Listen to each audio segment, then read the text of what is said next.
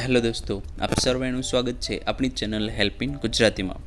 આજના વિડીયોમાં માહિતી મેળવશું કે તમારે કોઈ ડોક્યુમેન્ટ કઢાવવું હોય, જેમ કે નોન ક્રિમિનલ સર્ટિફિકેટ હોય, રાશન કાર્ડ હોય, જાતિનો દાખલો હોય, આવકનો દાખલો હોય, કોઈ પણ તમારે સરકારી કચેરી જેમ કે મામલતદાર ઓફિસ છે, પંચાયત ઓફિસ છે, એ કચેરીની તમારે મુલાકાત લેવી પડે છે અને તમે ઓફલાઈન ડોક્યુમેન્ટ કઢાવી શકો છો. આ બધા ડોક્યુમેન્ટ કઢાવવા માટે 1 થી 2 દિવસનો સમય લાગી શકે છે. એ તમારે સ્પેશિયલ એટલો ટાઈમ કાઢીને તમારે ડોક્યુમેન્ટ કઢાવવો પડે છે. પરંતુ હવે એક સરકારી વેબસાઇટ દ્વારા તમે ફોન દ્વારા આ બધા ડોક્યુમેન્ટ કઢાવી શકો છો. ગુજરાત સરકારે એક વેબસાઇટ લોન્ચ કરી છે. એ વેબસાઇટની મદદથી 45થી વધારે ડોક્યુમેન્ટ ઘરે બેઠા ફોન દ્વારા તમે કઢાવી શકો છો. તમારે કોઈ પણ સરકારી કચેરીની મુલાકાત લેવાની જરૂરિયાત નથી. ઘરે બેઠા તમે ડોક્યુમેન્ટ કઢાવી શકો છો.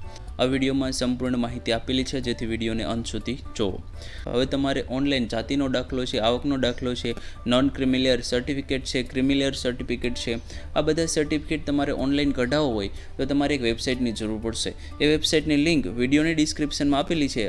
તો હવે તમારા ફોનમાં જે પણ બ્રાઉઝર હોય તમારે ઓપન કરવાનું રહેશે. જેમ કે ક્રોમ બ્રાઉઝર છે, ઓપેરા બ્રાઉઝર છે, એ તમારે ઓપન કરી લેવાનું રહેશે. ઓપન કરી લેશો એટલે સ્ક્રીન ઉપર દેખાય છે આવી રીતે તમને સ્ક્રીન જોવા મળશે. ત્યાં જે સર્ચનું ઓપ્શન છે ત્યાં તમારે લખવાનું રહેશે ડિજિટલ ગુજરાત પોર્ટલ. જે તમે સ્ક્રીન ઉપર પણ જોઈ શકો છો એવી રીતે તમારે લખીને સર્ચ કરવાનું રહેશે.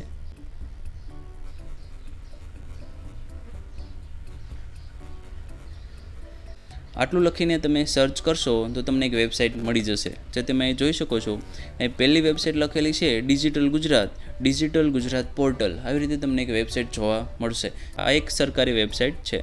એની ઉપર તમે ટચ કરશો એટલે વેબસાઇટ પૂરેપૂરી ખુલી જશે. તમે જોઈ શકો છો digital Gujarat portal government of Gujarat. તો વેબસાઇટ ગવર્મેન્ટ ઓફ ગુજરાત દ્વારા ચલાવવામાં આવે છે. વેબસાઇટ પૂરેપૂરી તમે જોઈ શકો છો આવી રીતે પૂરેપૂરી વેબસાઇટ ખુલી જશે. હવે અહીંયા લખેલું તમે સાઈડમાં જોઈ શકો છો ગવર્મેન્ટ ઓફ ગુજરાત. એની નીચે તમને 2 ભાષા જોવા મળે છે, ઇંગ્લિશ અને ગુજરાતી. જ્યારે તમે આ વેબસાઇટ ખોલશો ત્યારે ઇંગ્લિશ ભાષામાં ખુલશે. હવે જો તમારે માહિતી ગુજરાતી ભાષામાં જોઈતી હોય તો ગુજરાતી લખેલું છે એની ઉપર તમારે ટચ કરવાનું રહેશે.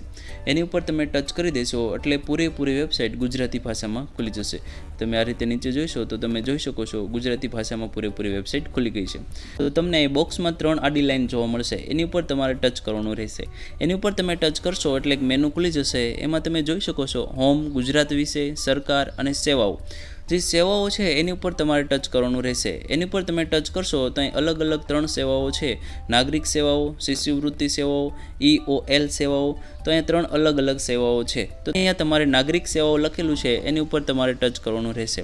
એની ઉપર તમે ટચ કરશો અને નીચે આ રીતે સ્ક્રોલ કરશો તો અહીંયા હવે તમે કયા ડોક્યુમેન્ટ ઓનલાઈન કઢાવી શકો છો એનું પૂરેપૂરું તમને લિસ્ટ જોવા મળશે. તો તમે જોઈ શકો છો પહેલાં લખેલું છે જાતિનું પ્રમાણપત્ર સામાજિક અને શૈક્ષણિક પછાત વર્ગ માટે.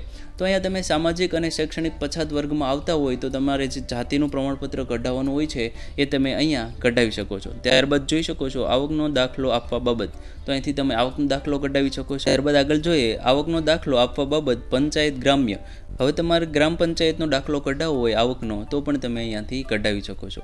આગળ જોઈએ તો રેશન કાર્ડમાં નામ ઉમેરવું. જો તમારે રેશન કાર્ડમાં કોઈ નામ ઉમેરવાનું હોય તો પણ તમારે મામલતદાર ઓફિસે જવાની જરૂરિયાત નથી. તમે ફોન દ્વારા અહીંયાથી તમે ઉમેરી શકો છો.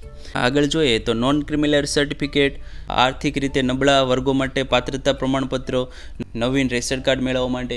જો તમારે નવું રેશન કાર્ડ પણ બનાવવું હોય તો પણ તમે અહીંયાથી બનાવી શકો છો.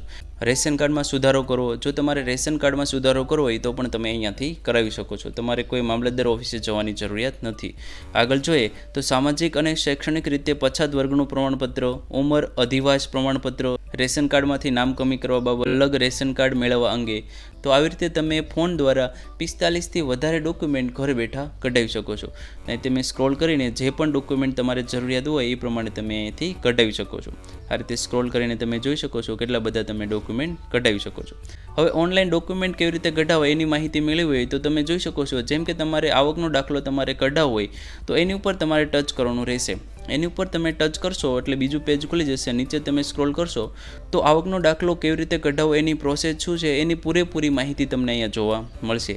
આગળ તમે સ્ક્રોલ કરશો તો તમારે કયા કયા પુરાવા આપવાના છે આવકનો દાખલો મેળવવા માટે. જે પુરાવા જોઈએ છે, જે ડોક્યુમેન્ટ જોઈએ છે એ કયા ડોક્યુમેન્ટ આપવાના છે એ પણ તમને અહીંયા જોવા મળશે. આગળ જોઈએ તો ઓળખનો પુરાવો આપવાનો હોય છે એ પણ ડોક્યુમેન્ટનું લિસ્ટ તમને અહીંયા જોવા મળશે. તમારે આવકનો પુરાવો આપવાનો હોય એ પણ અહીં બધું લખેલું છે, આમાંથી કોઈ પણ એક આવકનો પુરાવો આપવાનો રહેશે. આવી રીતે તમને પહેલા પેજ ઉપર પૂરેપૂરી માહિતી જોવા મળશે.